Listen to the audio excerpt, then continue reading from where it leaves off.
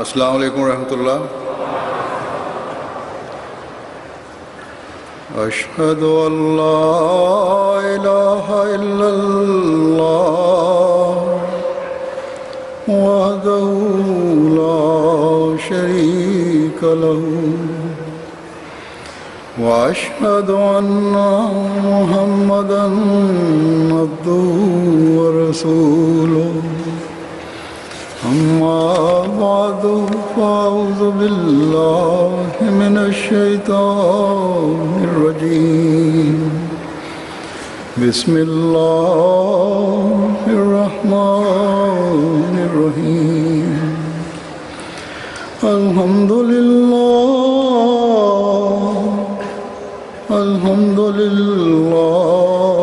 رب العالمین الرحمن الرحیم مالک یوم الدین۔ ایاک نعبد و ایاک نستعین۔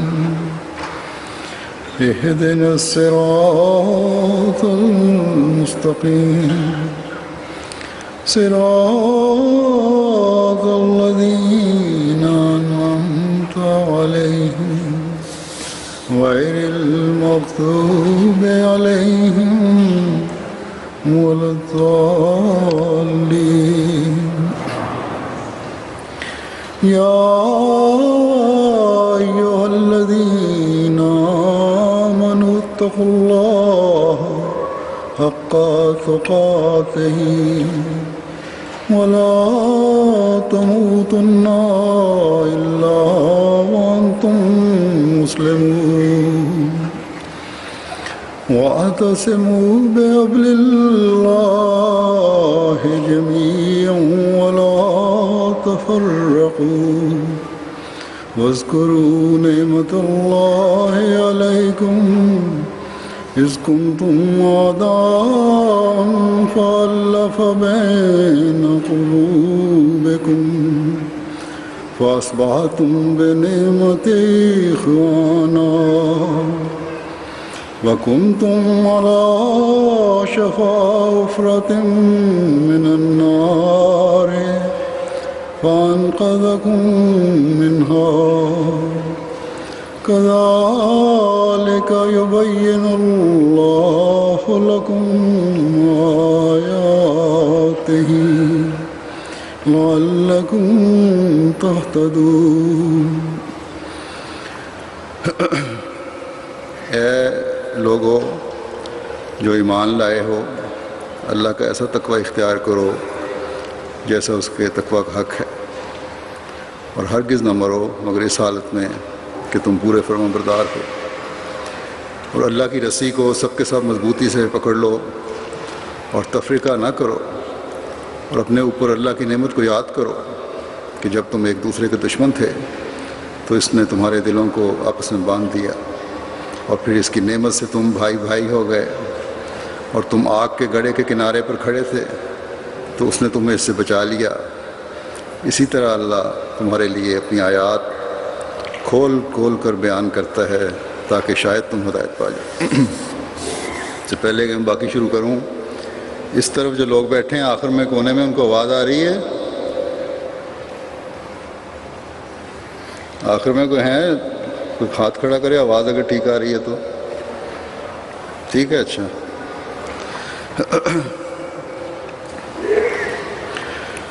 حضرت مسیح موعود علیہ الصلوۃ والسلام فرماتے ہیں کہ تقوی حقیقت میں اپنے کامل درجے پر ایک موت ہے، کیونکہ جب نفس کے سارے پہلوؤں سے مخالفت کرے گا تو نفس مر جاوے گا۔ پھر فرمایا ہماری جماعت کو چاہیے کہ نفس پر موت وارد کرنے اور حصول تقوی کے لیے وہ اول مشق کریں، جیسے بچے خوشخطی سیکھتے ہیں تو اول ٹیڑھے حرف لکھتے ہیں، لیکن آخر کار مشق کرتے کرتے خود ہی صاف اور سیدھے حروف پڑھنے لگ جاتے ہیں، اس طرح ان کو بھی مشق کرنی چاہیے۔ جب خدا تعالیٰ ان کی محنت دیکھے گا تو خود ان پر رحم کرے گا۔ بس یہ طریق ہے اس تقوی کے حصول کا جس کے بارے میں اللہ تعالیٰ نے فرمایا ہے کہ یا ایھا الذین آمنوا اتقوا اللہ حق تقاتہ، کہ اے لوگو جو ایمان لائے ہو اللہ کا ایسا تقوی اختیار کرو جیسا کہ اس تقوی کا حق ہے۔ یہ کوئی آسان کام نہیں ہے کہ نفس کے سارے پہلوؤں سے مخالفت کی جائے۔ انسان کے سامنے ہر قدم پر تقوی سے توجہ ہٹانے کے سامان پڑے ہیں، اور یہ سامان بھی اللہ تعالیٰ کی مرضی سے ہی پیدا ہوئے ہیں کہ شیطان کو کھلی چھوٹی دے دی کہ یہ سامان پیدا کرو۔ جب اس نے کہا کہ میں کروں گا، اللہ تعالیٰ نے فرمایا ٹھیک ہے، اور پھر فرمایا ایک مومن کو، حقیقی مومن کو، کہ اب تمہارا کام یہ ہے کہ یہ شیطانی کام ہے ان سے اب بچو۔ اگر بچتے رہے تو ایمان کی حالت میں ترقی کرتے رہو گے اور حقیقی تقوی کو پالو گے۔ اور ان چیزوں سے بچنے کے لیے جو تقوی سے ہٹانے والی ہیں، فرمایا کہ مسلسل کوشش کرو۔ مسیح موعود فرماتے ہیں کہ جب بچہ لکھنا سیکھتا ہے تو ٹیڑھے میڑھے حرف لکھتا ہے، اور پھر بھی وہ کوشش کرتا چلا جاتا ہے، تھکتا نہیں ہے۔ سیکھنے کا اس کو شوق ہوتا ہے، پڑھنے والے بچے کو، سیکھنے والے بچے کو۔ اور پھر ایک وقت آتا ہے کہ وہ خوبصورت الفاظ لکھنے لگ جاتا ہے۔ فرمایا کہ اگر مومن اس طرح تسلسل سے کوشش کرتا رہے تو تقوی کے اس معیار پر پہنچ جائے گا جس پر خدا تعالیٰ ہمیں دیکھنا چاہتا ہے۔ اللہ تعالیٰ نے، جیسا کہ میں نے کہا، شیطان کو کھلی چھوٹی بھی دے دی ہے، اور یہ دے کر ہمیں اس کے رحم و کرم پر نہیں چھوڑ دیا کہ اب خود ہی لڑو اور کوشش کرو، اگر بچ گئے تو میرے، ورنہ شیطان کی گود میں چلے جاؤ۔ بلکہ طریقے بھی سکھائے ہیں۔ اللہ تعالیٰ دنیا میں ہماری مدد کے لیے اپنے فرستادے بھی وقتاً فوقتاً بھیجتا رہتا ہے، جو دنیا کو شیطان کے حملوں سے بچانے اور خدا تعالیٰ کے قریب کرنے آتے ہیں، انسان کی تقوی میں ترقی کے لیے آتے ہیں۔ اور اس زمانے میں اللہ تعالیٰ نے حضرت مسیح موعود علیہ السلام کو مبعوث فرما کر ہمیں تقوی کی حقیقت بتائی ہے، اور آپ علیہ السلام نے بڑے مختصر اور جامع الفاظ میں ہمیں بتایا کہ تقوی کا حق ادا کرنے کے لیے اپنے نفس کی تمام خواہشات پر موت وارد کرنی ہوگی، کیونکہ یہی اللہ تعالیٰ نے فرمایا ہے کہ مرضات اللہ کی تلاش کرو۔ تمہارا ہر فعل اللہ تعالیٰ کی رضا کی حصول کے لیے ہو، اور جب ہر کام اللہ تعالیٰ کی رضا کے حصول کے لیے ہو تو پھر نفس پر موت وارد ہوتی۔ لیکن یہ کوئی ایک دن کا کام نہیں ہے، ایک مرتبہ کی کوشش نہیں ہے، بلکہ ایک مسلسل کوشش ہے۔ ثبات قدم دکھانے کی ضرورت ہے۔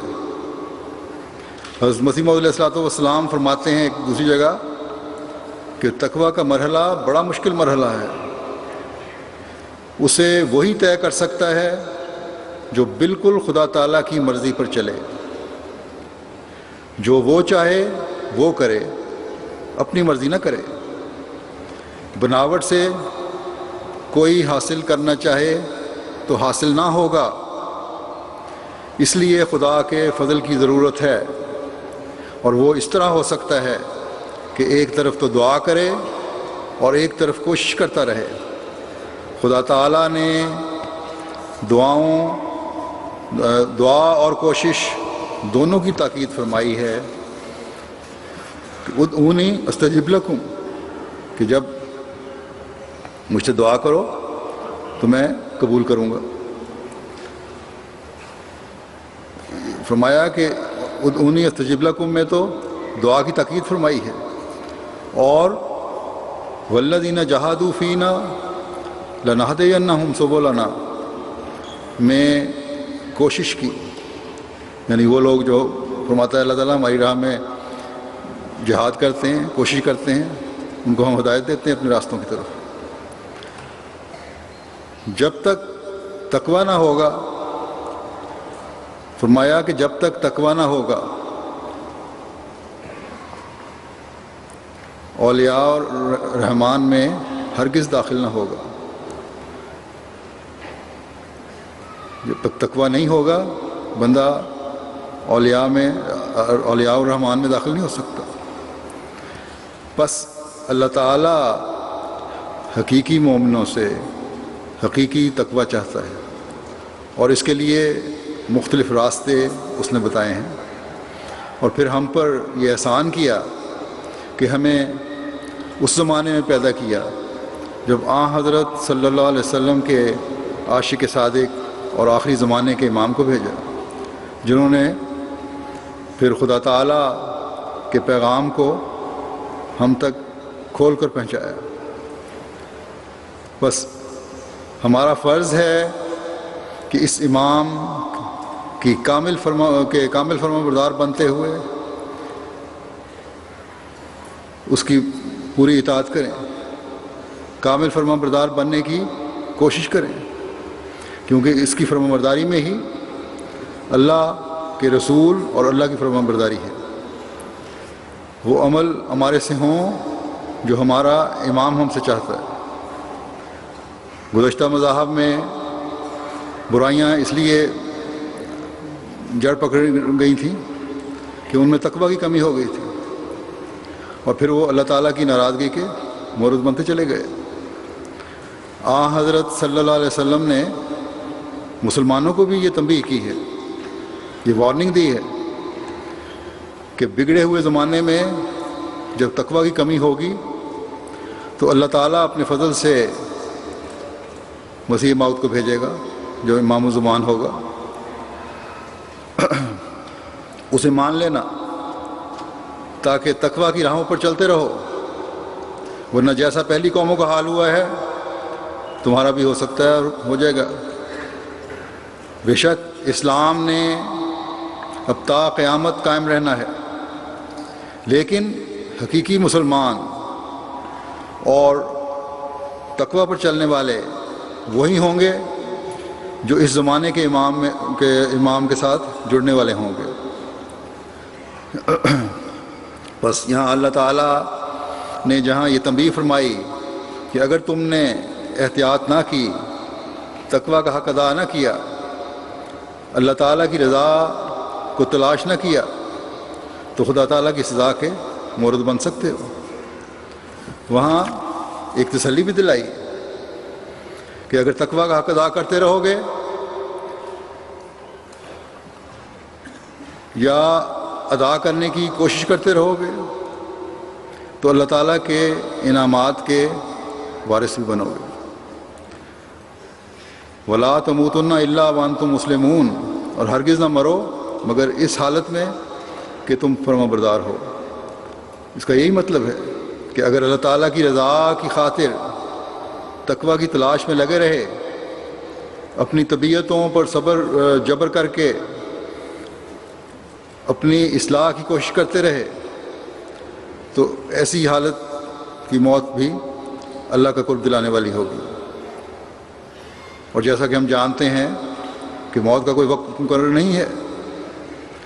یہ کامل فرمانبرداری کی تلاش اور جستجو اور کوشش اگر حقیقت میں ہوگی تو خدا تعالیٰ جو دلوں کا حال جانتا ہے وہ اپنے بندوں پر رحم اور فضل کرتے ہوئے انہیں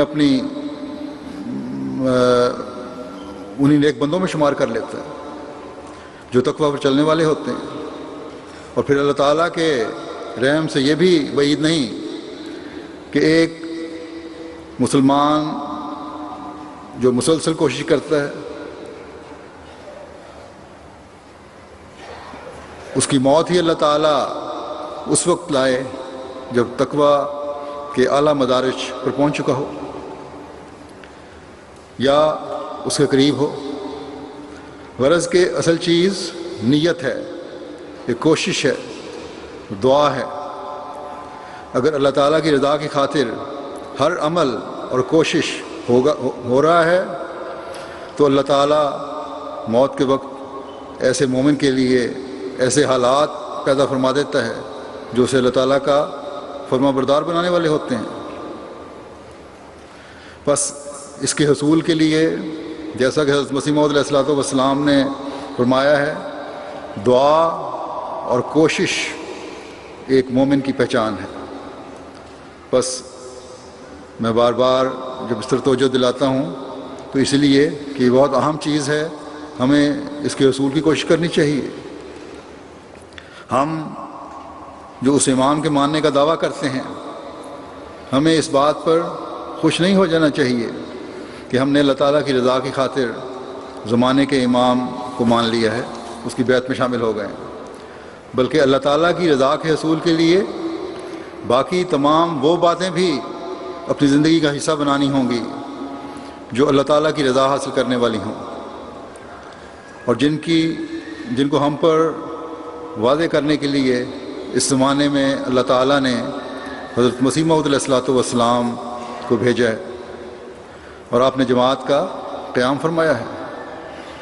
آپ علیہ السلام ایک جگہ فرماتے ہیں، اس سلسلے سے خدا تعالیٰ نے یہی چاہا ہے اور اس نے مجھ پر ظاہر کیا ہے کہ تقویٰ گم ہو گیا ہے۔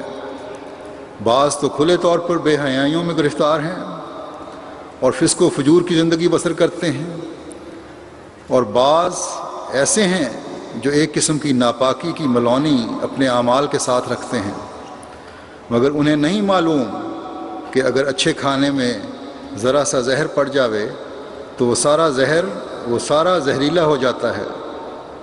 اور بعض ایسے ہیں جو چھوٹے چھوٹے گناہ، ریاکاری وغیرہ جن کی شاخیں باریک ہوتی ہیں ان میں مبتلا ہو جاتے ہیں۔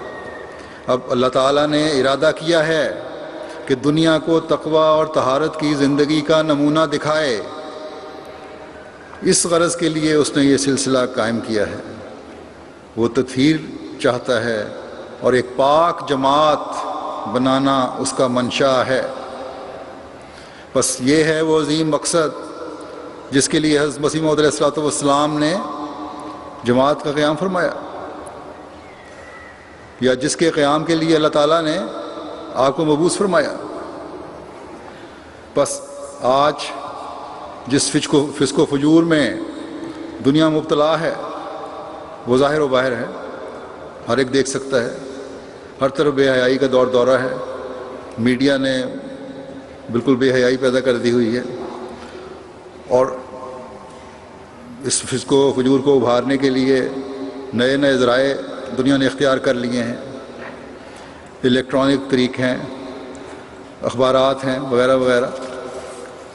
بس اگر آج ایک احمدی نے اور احمدی کہلانے والے نے اس شخص، مرد، عورت، نوجوان اور بچے نے اس بات کو نہ سمجھا کہ حضرت مسیح موعود علیہ السلام ایک جماعت بنانے کے لیے آئے تھے جو دنیا کو فسق و فجور سے نکالے، اور خود بھی اگر یہ لوگ اس کے بجائے الیکٹرانک ذرائع اور دوسرے لغویات میں پڑھ کر تقویٰ سے دور ہٹ گئے تو پھر حضرت مسیح موعود علیہ السلام کی جماعت میں شمولیت کے مقصد کو بھولنے والے ہوں گے۔ فسق و فجور کیا چیز ہے؟ فسق کہتے ہیں سچائی، صحیح راستے، قانونی حدود اور فرما برداری سے باہر نکلنا، اخلاق سے گری ہوئی اور گناہوں میں ڈوبی ہوئی حرکات کرنا۔ اسی طرح فجور کا مطلب ہے کہ سچائی سے دور ہٹنا، جھوٹ بولنا، غلط حرکات کرنا، جھوٹی قسمیں کھانا، اللہ تعالیٰ کے احکامات کو نظر انداز کرنا۔ اب آج کل کے جو مختلف ذرائع دنیا کی تفریح کے لیے بنائے گئے ہیں، اگر غور کریں تو وہ سب نیکیوں سے دور کرنے والے ہیں، جھوٹ کی ترغیب دلانے والے ہیں، بے حیائیوں کی طرف لے جانے والے ہیں، اللہ تعالیٰ کے احکامات نظر انداز کرنے اور فرما برداری سے باہر نکلنے کی ترغیب دلانے والے ہیں۔ بے حیائیوں کی ترغیب کی ایک مثال دیتا ہوں۔ آج انٹرنیٹ یا کمپیوٹر پر ایک نیا آپس کے تعارف کا ذریعہ نکلا ہے، فیس بک جسے کہتے ہیں۔ گو اتنا نیا بھی نہیں، لیکن بہرحال بات کی چند سالوں کی پیداوار ہے یہ۔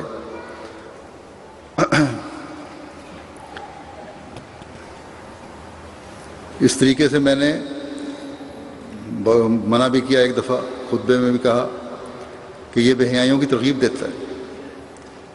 آپس کے جو حجاب ہیں، ایک دوسرے کا حجاب ہے، اپنے راز ہیں بندے کے، وہ ان حجابوں کو توڑتا ہے، ان رازوں کو فاش کرتا ہے اور بے حیائیوں کی دعوت دیتا ہے۔ اس سائٹ کو بنانے والا جو ہے اس نے خود یہ کہا ہے کہ میں نے اسے اس لیے بنایا ہے کہ میں سمجھتا ہوں کہ انسان جو کچھ ہے وہ ظاہر و باہر ہو کر دوسرے کے سامنے آ جائے، اور ظاہر و باہر ہو جانا یہ ہے اس کے نزدیک کہ اگر ننگی تصویر بھی کوئی اپنی ڈالتا ہے تو ڈال دے بے شک، اور اس پر دوسروں کو تبصرہ کرنے کی دعوت دیتا ہے تو یہ جائز ہے۔ انا للہ۔ اسی طرح دوسرے بھی جو کچھ دیکھیں کسی کے بارے میں اس میں ڈال دیں، یہ اخلاقی پستی اور گراوٹ کی انتہا نہیں تو اور کیا ہے؟ اور اس اخلاقی پستی اور گراوٹ کی حالت میں ایک احمدی ہے جس نے دنیا کو اخلاق اور نیکیوں کے اعلیٰ معیار بتانے ہیں، اللہ تعالیٰ کی طرف لے کر آنا ہے، اس سے تعلق پیدا کروانا ہے، ان کو اس بات کی طرف متوجہ کرنا ہے کہ تمہاری زندگی کا مقصد خدا تعالیٰ کی عبادت اور کامل فرما برداری ہے، اس کے لیے کوشش کرو، ورنہ اللہ تعالیٰ کی ناراضگی سہیڑنے والے بن جاؤ گے۔ اب ایک طرف تو یہ دعویٰ ہے کہ ہم نے حضرت مسیح موعود علیہ السلام کی جماعت میں آ کر ان نیک باتوں اور تقویٰ کو قائم کرنا ہے، اور دوسری طرف یہ کہ ہمیں فیس بک سے کیوں روکا جاتا ہے، ہمیں ہماری آزادی سے کیوں محروم کیا جاتا ہے۔ یہ دو باتیں ساتھ ساتھ نہیں چل سکتی۔ یہ ہمیں سوچنا ہوگا کہ ہم نے ان میں سے کس کو اختیار کرنا ہے، اللہ تعالیٰ کی رضا کو، تقویٰ کو، یا ان فسق و فجور پھیلانے والی باتوں کو۔ آج ایک احمدی وہ خوش قسمت ہے جو دنیا کی صحیح رہنمائی کر سکتا ہے۔ حضرت مسیح موعود علیہ السلام نے اس کو دینی علم سے اس طرح مالا مال کر دیا ہے خزانوں سے کہ اس کے کسی اور دوسرے کے پاس وہ خزانہ ہے ہی نہیں۔ قرآن کریم کی روشن تعلیم کی جو تفسیریں حضرت مسیح موعود علیہ السلام نے فرمائی ہیں وہ کسی اور کے پاس مل ہی نہیں سکتی۔ بس احمدی ہے جو دوسروں کی رہنمائی کر سکتا ہے، نیکیوں اور بدیوں کی تمیز کر سکتا ہے اور کروا سکتا ہے۔ بس اس بات کو ہر احمدی کو سمجھنے کی ضرورت ہے کہ میں جس کام پر مامور کیا گیا ہوں، جو کام میرے سپرد کیا گیا ہے، اس کی ادائیگی کی کوشش کروں، بے حیائیوں اور لغویات میں نہ پڑوں۔ بیعت تو ہم نے اس لیے کی ہے کہ فسق و فجور میں پڑی ہوئی دنیا کو حضرت مسیح موعود علیہ السلام کے انصار بن کر اس دنیا کو فسق و فجور سے باہر نکالا جائے، لیکن خود ہم ان برائیوں میں اگر پڑ جائیں تو پھر کیا حال ہوگا اس دنیا کا؟ بس جو اس بات کو نہیں سمجھے گا وہ آپ سے کاٹا جائے گا، کیونکہ آپ کا مقصد تقویٰ کا قیام ہے۔ جو اس مقصد کے حصول کے لیے مددگار نہیں بن سکتا وہ ظاہر میں بے شک جماعت کا ممبر کہلاتا ہو، لیکن خدا تعالیٰ کی نظر میں وہ حضرت مسیح موعود علیہ الصلوۃ والسلام سے منسلک نہیں ہے، اور اس کی بڑی واضح طور پر وضاحت حضرت مسیح موعود علیہ الصلوۃ والسلام نے کشتی نوح میں فرما دی ہے۔ بس ہمیں اپنے عمدہ کھانے میں سے دنیا کی ملونی کے زہر کو نکالنا ہوگا، بلکہ حضرت مسیح موعود علیہ الصلوۃ والسلام کی بعثت کے مقصد کی تکمیل کے لیے دوسروں کے کھانے بھی صاف کرنے ہوں گے، ان کو بھی بچانا ہوگا زہر کھانے سے، تبھی ہم فرما برداروں میں شمار ہوں گے، تبھی ہم حضرت مسیح موعود علیہ الصلوۃ والسلام کی جماعت میں شمار ہوں گے۔ آپ نے یہ جو فرمایا ہے کہ اللہ تعالیٰ نے چاہا کہ تقویٰ و طہارت کی زندگی کا نمونہ دکھائے، یہ نمونہ خدا نے دکھانے کا جو طریق رکھا ہوا ہے وہ سب سے بڑھ کر تو انبیاء کا ہوتا ہے، اور اس زمانے میں حضرت مسیح موعود علیہ الصلوۃ والسلام نے وہ نمونہ دکھایا، پھر اپنے صحابہ میں وہ قائم فرمایا اور انہوں نے دکھایا، اور پھر کیونکہ یہ جماعت مومنین جو تا قیامت رہنے والی جماعت ہے، اس کے ممبران نے وہ نمونہ دکھانا ہے، اس لیے اب یہ ہماری بھی ذمہ داری ہے۔ بس بڑے غور اور فکر کی یہ بات ہے کہ ہم اپنے اندر پاک تبدیلیاں پیدا کرتے ہوئے اس مقصد کے حصول کے لیے جس کے لیے حضرت مسیح موعود علیہ الصلوۃ والسلام مبعوث ہوئے تھے، آپ کے معاون و مددگار بنیں، دنیا کی طرف زیادہ دیکھنے کے بجائے اپنے تقویٰ کے معیار کی طرف نظر رکھنے والے بنیں، اللہ تعالیٰ کے اس احسان پر شکر گزار ہوں کہ اس نے ہمیں ایک جماعت میں شامل کر دیا ہے، ایک لڑی میں پرو دیا ہے، جس کے ساتھ جڑے رہنے اور جس میں پروئے رہنے سے اللہ تعالیٰ کے فضلوں کی بارش ہم پر برس رہی ہے اور برستی چلی جائے گی انشاءاللہ۔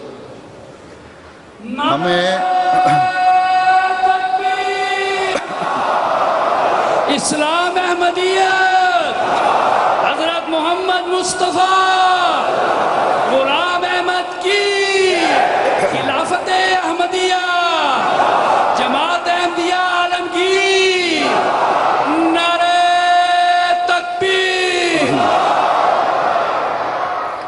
ہمیں اللہ تعالیٰ نے دنیا کے گن سے نکال کر اس جماعت سے وابستہ کر کے جو ہم پر احسان کیا ہے اس پر شکر گزاری کا تقاضا ہے کہ ہم تقویٰ کے معیار کو بڑھائیں، اس رسی کو مضبوطی سے پکڑیں جو خدا تعالیٰ نے ہماری دنیا و آخرت سنوارنے کے لیے ہمیں پکڑائی ہے، جس کے بارے میں اللہ تعالیٰ فرماتا ہے کہ وَاعْتَصِمُوا بِحَبْلِ اللَّهِ جَمِيعًا، اور اللہ کی رسی کو سب مضبوطی سے پکڑ لو۔ پہلی قومیں بگڑیں وہ اس لیے کہ اپنی تعلیم سے دور ہو گئیں، ہر ایک تقویٰ سے دور ہو کر اپنے راستے اختیار کرنے لگا۔ تو اس میں یہ ایک پیش گوئی بھی ہے کہ مسلمان اگر اپنی رسی اپنی اس ذمہ داری کو نہیں سمجھیں گے اور تو پھر اللہ تعالیٰ اور یہ نہیں سمجھیں گے کہ اللہ تعالیٰ نے ہمارے ہاتھ میں ایک رسی پکڑائی ہے اور ہم نے اس کو مضبوطی سے تھامے رکھنا ہے، اس تعلیم کی حقیقت کو تقویٰ پر قائم رہتے ہوئے سمجھنے کی کوشش کرنی ہے جو قرآن کریم کی صورت میں اتری ہے، تو پھر اس بات کو نہ سمجھنے کی وجہ سے مسلمان بھی یہودیوں کی طرح فرقوں میں بٹ جائیں گے۔ حضرت صلی اللہ علیہ وسلم کی ایک حدیث بھی ہے۔ تو اور پھر دنیا نے دیکھا کہ یہ فرقوں میں بٹ بھی گئے۔ آپ صلی اللہ علیہ وسلم نے فرمایا تھا کہ خدا کی کتاب قرآن کریم اللہ کی رسی ہے، ایک حدیث میں آپ فرماتے ہیں، جو آسمان سے زمین تک پھیلائی گئی ہے یا اتاری گئی ہے۔ بس قرآن کریم کے احکامات ہیں جو تقویٰ پر چلاتے ہیں، لیکن قرآن کریم کے آیات کو سمجھنے کے لیے، اس کے اسرار و رموز کو سمجھنے کے لیے، بعض باتوں کو سمجھنے کے لیے، اس کی صحیح تفسیر سمجھنے کے لیے اللہ تعالیٰ کے فرستادوں کی ضرورت ہوتی ہے، ان نیک لوگوں کی ضرورت ہوتی ہے جو اس کو سمجھ سکیں، اس علم کو، اور جن کے آنے کی خدا تعالیٰ نے ہمیں قرآن کریم میں بتایا بھی ہے، اور اس زمانے میں جس کے آنے کی قرآن کریم میں ہمیں اللہ تعالیٰ نے وآخرین منہم لما یلحقوا فرما کر خبر بھی دی ہے، جو پھر حضرت صلی اللہ علیہ وسلم کی کامل اتباع میں قرآن کریم کا تعلق آسمان سے زمین پر جوڑے گا، یا پھر اس رسی کے ذریعے آسمان تک پہنچنے کے صحیح طریق سکھائے گا۔ بس اس رسی کو پکڑنے کی اللہ تعالیٰ نے ہدایت فرمائی ہے کہ قرآن کریم کو پکڑو۔ ایک زمانہ آئے گا جس میں قرآن کریم کا پڑھنا صرف رسم کے طور پر ہوگا، اور صرف ظاہری عزت قرآن کریم کی ہوگی، اس کی تعلیم پر عمل نہیں ہوگا، بلکہ مخفی شرک بھی مسلمان کر رہے ہوں گے۔ قبروں کو پوجا جا رہا ہے آج کل، بڑی واضح مثالیں ہیں ہمارے سامنے۔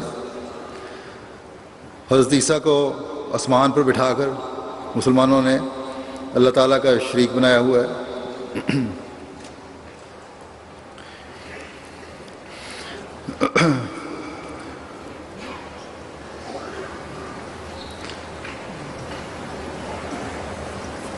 بس اس زمانے میں حضرت مسیح موعود علیہ الصلوۃ والسلام ہیں جو قرآن کریم کی تعلیم کو اس دنیا میں جاری کرنے کے لیے آئے،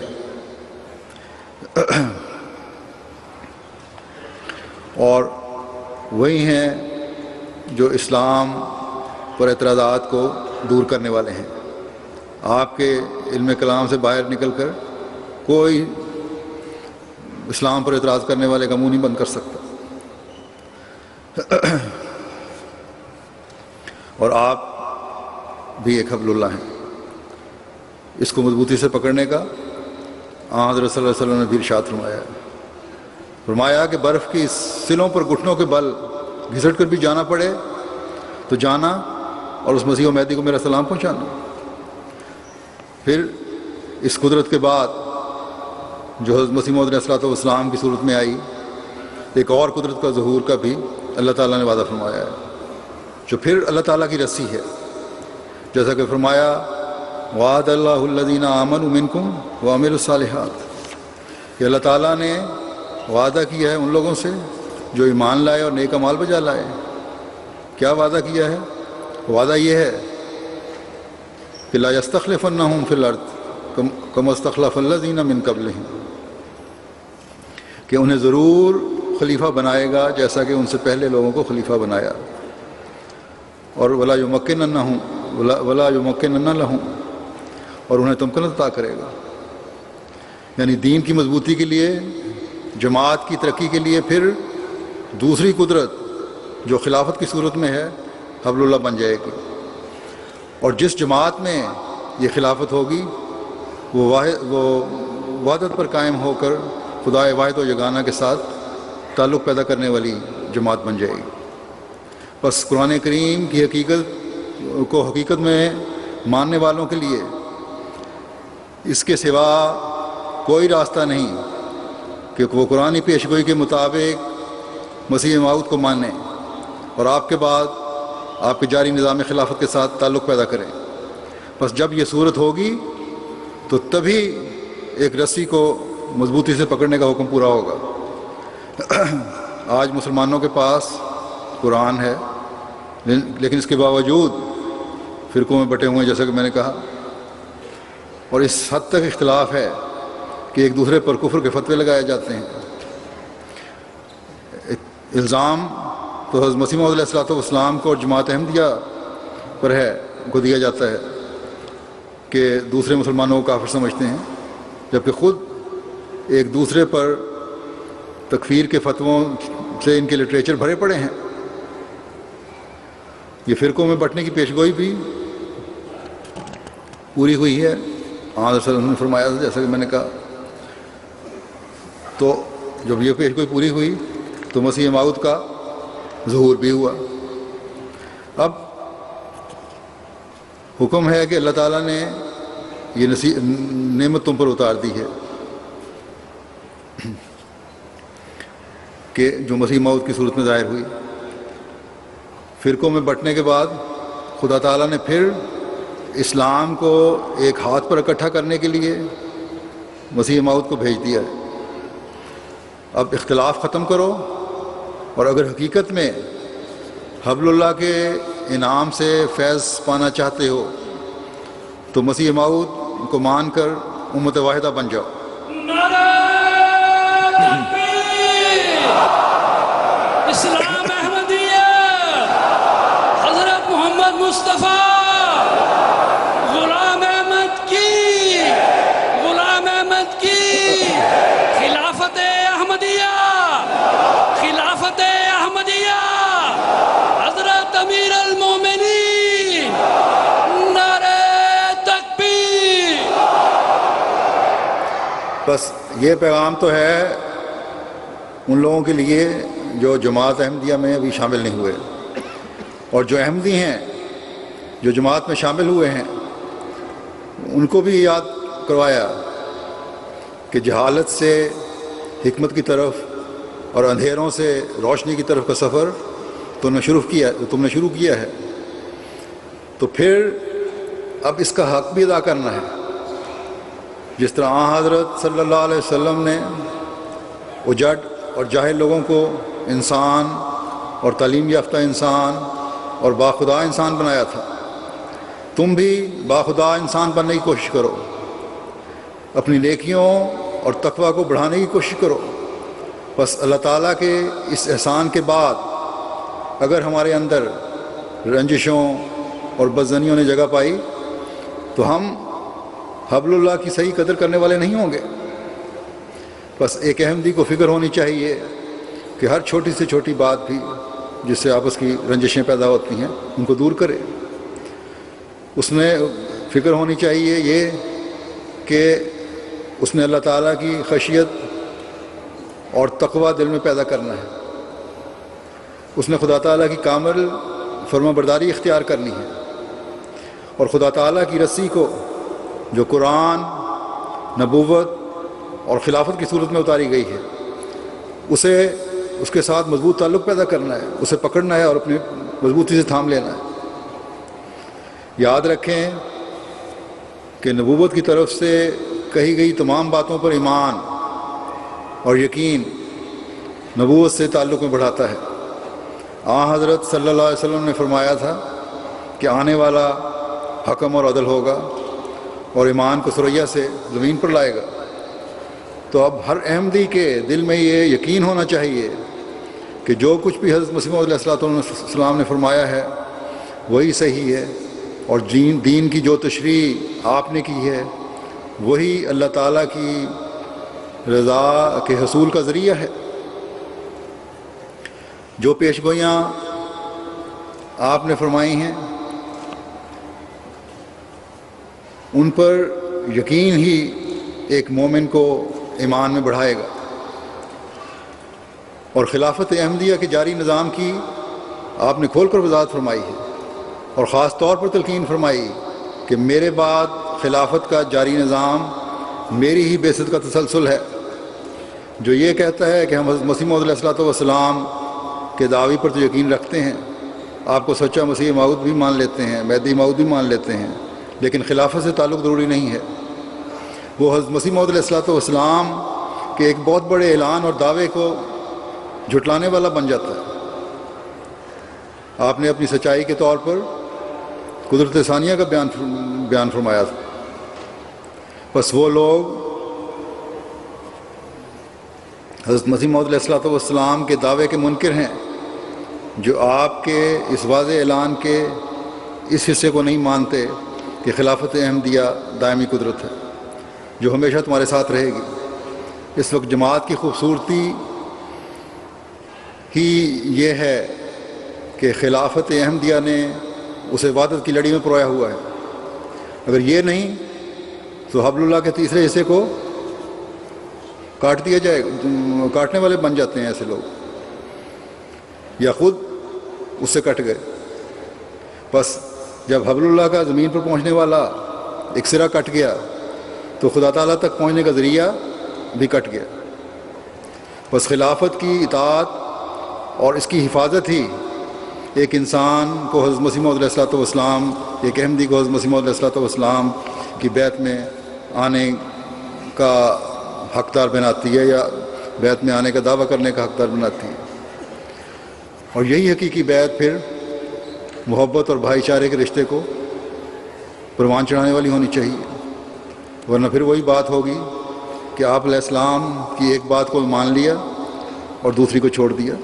حضرت مسیح موعود علیہ الصلوۃ والسلام فرماتے ہیں کہ چاہیے کہ تمہارے اعضاء اور تمہاری قوتیں خدا کی تابع ہوں اور تم سب ایک ہو کر اس کی اطاعت میں لگو۔ اور اللہ کی اطاعت کیا ہے؟ اس کے تمام احکامات پر عمل کرنے کی بھرپور کوشش ہے۔ مثلا آپس کے تعلقات ہیں جس میں شاید میں مثال دی گئی ہے، بھائی بھائی تھے، اس کا خیال رکھنا۔ اللہ تعالیٰ نے تمہیں مضبوطی سے جوڑا ہے دوبارہ۔ اللہ تعالیٰ تعلقات کے لیے پھر ایک جگہ دوسری جگہ فرماتا ہے کہ رحماؤ بینہم، کہ مومن آپس میں بے انتہا رحم کرنے والے ہیں۔ اگر صرف ایک بات کو ہی اسی ایک بات کو اپنی زندگی کا لازمی حصہ ہر احمدی بنا لے تو ایک انقلاب جماعت کے اندر پیدا ہو جائے گا۔ ہر احمدی کے دل کی کیفیت بدل جائے گی، ہر احمدی گھرانہ جنت نظیر بن جائے گا، ہر احمدی خاندان ایک مثالی خاندان بن جائے گا، ہر حلقہ اور شہر اور ملک کی جماعت ایک مثالی جماعت بن جائے گی۔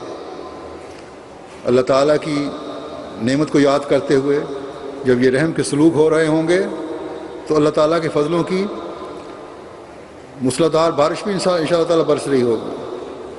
پھر حضرت مسیح موعود علیہ الصلوۃ والسلام فرماتے ہیں کہ وہ نمونہ دکھاؤ کہ غیروں کے لیے ایک کرامت ہو۔ یہی دلیل تھی جو صحابہ میں پیدا ہوئی تھی۔ کنتم اعداء فالف بین قلوبکم، یاد رکھو تالیف ایک اعجاز ہے۔ یاد رکھو جب تک تم میں ہر ایک ایسا نہ ہو کہ جو اپنے لیے پسند کرتا ہے وہی اپنے بھائی کے لیے پسند کرے، وہ میری جماعت میں سے نہیں ہے۔ بس یہ معیار ہیں جو ہم نے حاصل کرنے ہیں، اور ہمیں ایک شدت کے ساتھ ان معیاروں کو حاصل کرنے کی کوشش کرنی چاہیے۔ اور جب ہم یہ کریں گے تو ہمیں حقیقی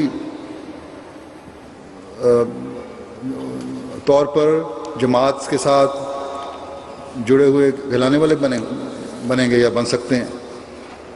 ہم وہ جماعت بن جائیں گے جو حضرت مسیح علیہ الصلوۃ والسلام بنانا چاہتے ہیں۔ پھر آپ ایک جگہ فرماتے ہیں وَكُنْتُمْ عَلَىٰ شَفَا حُفْرَةٍ مِّنَ النَّارِ فَأَنْقَذَكُم مِّنْهَا، اور تھے تم ایک گڑھے کے کنارے پر، سو اس سے تم کو خلاصی بخشی، یعنی خلاصی کا سامان عطا فرمایا۔ یہ آپ نے فرمایا۔ حضرت مسیح علیہ الصلوۃ والسلام کا ہر لفظ اپنے اندر ایک معنی رکھتا ہے۔ خلاصی کا سامان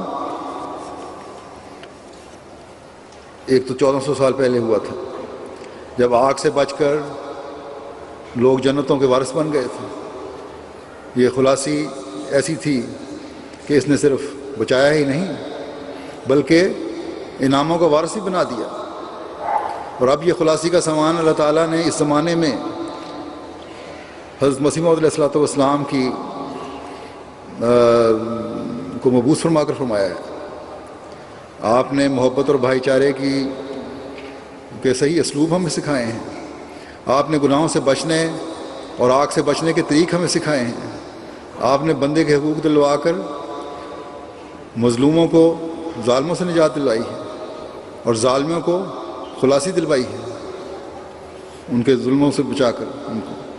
بس آج ہم بھی اسی صورت میں خلاصی پا سکتے ہیں جب اس سامان سے حقیقت میں فائدہ اٹھانے والے ہوں گے، ورنہ وہی بات ہے جیسا کہ حضرت مسیح موعود علیہ الصلوۃ والسلام نے فرمایا ہے کہ جیسے باقی مسلمان ہیں ویسے تم ہو، کیونکہ نماز، روزہ، زکوٰۃ، حج تو وہ بھی قائل ہیں اور تم بھی قائل ہو، وہ بھی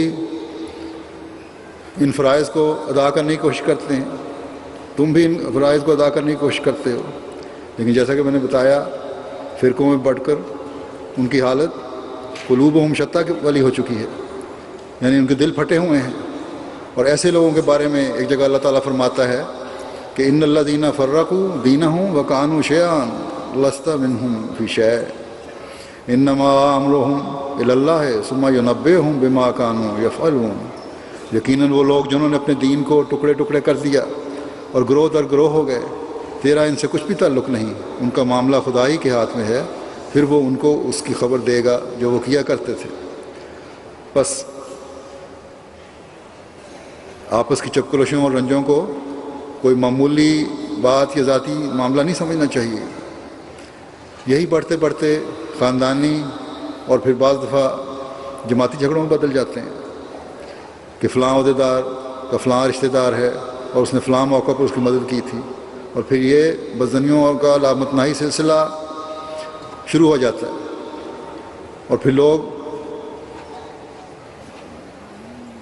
جماعتی نظام سے بھی بدزنی کرنے لگ جاتے ہیں۔ ایسے لوگ اپنے دلوں میں قدورتیں بھرتے چلے جاتے ہیں اور پھر جماعت سے بھی ایک وقت آتا ہے کہ دور ہٹ جاتے ہیں۔ بس قرآن کریم میں اللہ تعالیٰ جو مختلف پیرایوں میں مختلف لوگوں اور قوموں کی مثالیں دے کر بیان فرماتا ہے، وہ اس لیے کہ حقیقی مومن ان سے سبق حاصل کریں، اپنی اصلاح کی کوشش کریں، اور جس ہدایت پر کام ہو چکے ہیں اس کے راستے اپنے پر بند کرنے کے بجائے مزید کھولیں اور ان انعامات سے فیض پائیں جو اللہ تعالیٰ نے مومنین کی جماعت سے وابستہ کیے ہیں۔ اللہ تعالیٰ نے جو یہ فرمایا ہے کہ فَأَلَّفَ بَيْنَ قُلُوبِكُمْ، بس اس نے تمہارے دلوں کو باندھ دیا، یہ بھی اللہ تعالیٰ کا ایک احسان ہے جو اس نے اپنے فضل سے کیا ہے، اور یہ فضل اس بات کا ایک مومن سے تقاضا کرتا ہے کہ آپس میں بھی اس احسان کے بدلے ایک دوسرے کے ساتھ پیار اور محبت میں بڑھیں، ایک دوسرے کے لیے خالص ہمدردی کے جذبات پیدا کریں، تبھی حقیقی مومن کہلائیں گے، تبھی اللہ تعالیٰ سے کے حقیقی شکر گزار کہلائیں گے۔ حضرت مسیح موعود علیہ الصلوۃ والسلام نے نصیحت فرماتے ہوئے ایک موقع پر فرماتے ہیں، صلاح، تقوی، نیک بختی اور اخلاقی حالت کو درست کرنا چاہیے۔ مجھے اپنی جماعت کا یہ بڑا غم ہے کہ ابھی تک یہ لوگ آپس میں ذرا سی بات پر چڑ جاتے ہیں۔ عام مجلس میں کسی کو احمق کہہ دینا بھی بڑی غلطی ہے۔ اگر اپنے کسی بھائی کی غلطی دیکھو تو اس کے لیے دعا کرو کہ خدا اسے بچا لے، یہ نہیں کہ منادی کرو۔ جب کسی کا بیٹا بدچلن ہو تو اس کو سردست کوئی ضائع نہیں کرتا، بلکہ اندر ایک گوشے میں سمجھاتا ہے کہ یہ برا کام ہے، اس سے باز آ جا۔ بس جیسے رفق، حلم اور ملائمت سے اپنی اولاد سے معاملہ کرتے ہو ویسے ہی آپس میں بھائیوں سے کرو۔ اور خاص طور پر عہدیداروں کو یہ بات یاد رکھنی چاہیے، جس کے اخلاق اچھے نہیں ہیں مجھے اس کے ایمان کا خطرہ ہے، کیونکہ لیکن اس کا یہ مطلب بھی نہیں کہ باقی نہ رکھیں، عمومی طور پر بھی میں کہہ رہا ہوں۔ فرمایا کیونکہ اس میں جس کے اخلاق اچھے نہیں ہیں مجھے اس کے ایمان کا خطرہ ہے، کیونکہ اس میں تکبر کی ایک جڑ ہے۔ اگر خدا راضی نہ ہو تو گویا برباد ہو گیا۔ بس جب اس کی اپنی اخلاقی حالت کا یہ حال ہے تو اسے دوسرے کو کہنے کا کیا حق ہے؟ خدا تعالیٰ فرماتا ہے أَتَأْمُرُونَ النَّاسَ بِالْبِرِّ وَتَنْسَوْنَ أَنفُسَكُمْ وَأَنْتُمْ تَتْلُونَ الْكِتَابَ أَفَلَا تَعْقِلُونَ۔ کیا تم لوگوں کو نیکی کا حکم دیتے ہو اور خود اپنے آپ کو بھول جاتے ہو جبکہ تم کتاب بھی پڑھتے ہو؟ آخر تم عقل کیوں نہیں کرتے؟ اس کا یہی مطلب ہے کہ اپنے نفس کو فراموش کر کے دوسروں کے عیوب کو نہ دیکھتا رہے، بلکہ چاہیے کہ اپنے عیوب کو دیکھے۔ اب یہ ایک بہت بڑی بات ہے، اگر خود انسان اپنا جائزہ لینا شروع کر دے تو بہت سارے مسائل اور فساد ختم ہو جاتے ہیں۔ چاہیے کہ اپنے عیوب کو دیکھے، چونکہ خود تو وہ پابند ان امور کا نہیں ہوتا، اس لیے آخر کار لما تقولون ما لا تفعلون کا مصداق بن جاتا ہے، یعنی تم کیوں وہ کہتے ہو جو کرتے نہیں۔ فرمایا اخلاص اور محبت سے کسی کو نصیحت کرنی بہت مشکل ہے، لیکن بعض دفعہ نصیحت کرنے میں ایک پوشیدہ بغض اور کبر ملا ہوا ہوتا ہے۔ اگر خالص محبت سے وہ نصیحت کرتے ہوتے تو خدا تعالیٰ ان کو اس آیت کا خدا تعالیٰ ان کو اس آیت کے نیچے نہ لاتا۔ بڑا سعید وہ ہے جو اول اپنے عیوب کو دیکھے، ان کا پتہ اس وقت لگتا ہے جب ہمیشہ امتحان لیتا رہے۔ بس ہمیشہ اپنے جائزے لینے کی ضرورت ہے بجائے دوسروں کی غلطیوں کو دیکھنے کے۔ یاد رکھو کہ کوئی پاک نہیں ہو سکتا جب تک خدا اسے پاک نہ کرے۔ جب تک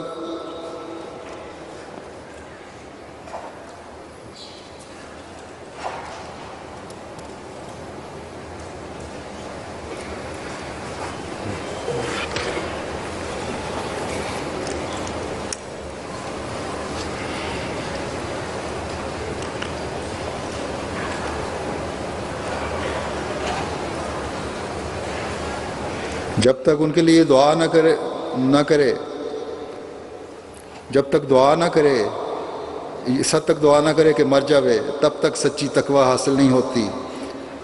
اس کچھ الفاظ کٹ گئے ہیں۔ اس کے لیے فرمایا اس کے لیے دعا سے ہی فضل طلب کرنا چاہیے۔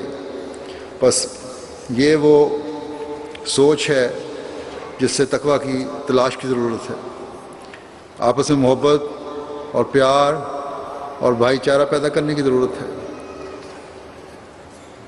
خلافت سے سچی وابستگی کی ضرورت ہے۔ نظام جماعت کے ساتھ بے لوث تعلق کی ضرورت ہے۔ اللہ کرے کہ ہم ان معیاروں کو حاصل کرنے والے بن جائیں جو حضرت مسیح موعود علیہ الصلوۃ والسلام ہم میں پیدا کرنا چاہتے ہیں، اور ایک ہو کر اسلام اور احمدیت کی ترقی کے لیے کوشاں ہوں۔ اب وقت تیزی سے قریب آ رہا ہے کہ مغربی ممالک میں بھی انشاءاللہ تعالیٰ اسلام اور احمدیت کے دن پھیلنے کے دن ہیں، اور اس ملک میں انشاءاللہ تعالیٰ اسلام نے بڑی تیزی سے پھیلنا ہے۔ خاص طور پر جرمنی والوں کو اس طرف توجہ دینی چاہیے، لیکن اس کے لیے ہمیں اپنے اعلیٰ ترین معیار قائم کرنے ہوں گے تاکہ آنے والوں کے لیے ٹھوکر کا باعث نہ بنے۔ اللہ تعالیٰ ہمیں اس انقلاب کو دیکھنے اور اس میں حصہ لینے کی توفیق عطا فرمائے۔ دعا ہوگی، دعا میں شہدائے احمدیت کے خاندانوں کو یاد رکھیں، اللہ تعالیٰ ان کی مشکلات کو دور فرمائے۔ اسیران کو یاد رکھیں، اللہ تعالیٰ ان کی مشکلات کو دور فرمائے۔ جماعت کے کسی بھی رنگ میں خدمت کرنے والوں کو یاد رکھیں، اللہ تعالیٰ ان کو نیک نیتی سے تقوی پر چلتے ہوئے خدمت کی توفیق عطا فرمائے۔ اپنے لیے اور اپنی نسلوں کے لیے بہت دعائیں کریں کہ ہمیشہ جماعت کی برکات سے فیض پانے والے بنے رہیں۔ خلافت احمدیہ سے جڑے رہنے کے لیے دعائیں کریں۔ دنیا کے لیے دعائیں کریں کہ جس تباہی کی طرف وہ تیزی سے جا رہی ہے اس سے وہ بچ جائے۔ اب یہ پتہ نہیں یہ انقلاب جو دنیا میں آنا ہے اب اس کسی تباہی کے بعد آنا ہے یا اس سے پہلے اللہ تعالیٰ ان کو بچا لے اور اس طرح توجہ پیدا کر دے۔ بہرحال بہت دعاؤں کی ضرورت ہے۔ عالم اسلام کے لیے دعائیں کریں، اللہ تعالیٰ انہیں بھی عقل دے اور وہ زمانے کے امام کو مان لیں۔ اب دعا کر لیں۔